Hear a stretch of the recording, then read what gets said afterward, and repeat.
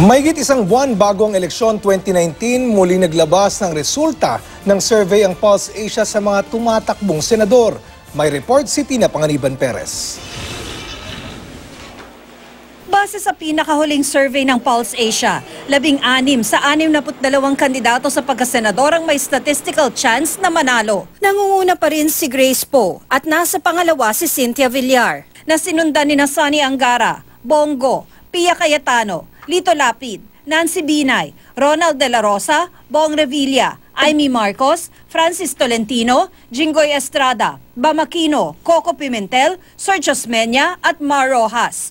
Pumasok sa may tsansang manalo sina Aquino na nasa ika-13 hanggang ika-17 pwesto noong Pebrero at Osmeña na umakyat mula sa ika-15 hanggang ika-18 pwesto. Sinundan sila nina Ejercito, Enrile, Mangudadatu, Manicad, Ong, Colmenares, Gadon, Aguilar, Escudero, Tañada, Makalintal, Gutok, Jokno, Alejano, Padilla, Arellano, Montaño, Mangondato, Chong, Hilbay, Chavez, Sahidula, Albani, Alunan, De Guzman, Afuang, Casino, Naliw, Malilin, Valdez, Generoso, Francisco, Valdevarona, Gigayuma, Roleda, Matula, Austria, Jangao, Arcega, Arias, Gadi, Meñano, Caceres, Javellana, Abejo at Alfajora. Base rin sa survey, mahigit isang buwan bago mag-eleksyon, 4 lang sa kada 10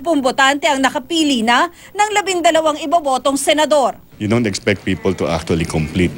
Nangyayari dyan, ang una nilang hinahanap sa balota ay yung kakilala nila yung pangalan, yung recall. Sa parehong survey, sinabi rin ng respondents na posibleng dumami pa ang mga mapipili nilang kandidato sa mga susunod na araw. Importante dyan, doon sa mga mas mababa awareness na ipagpatuloy nila yung kanilang kampanya.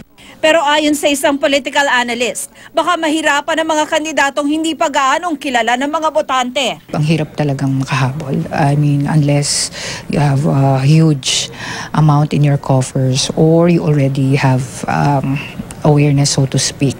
Tina Panganiban Perez, GMA News.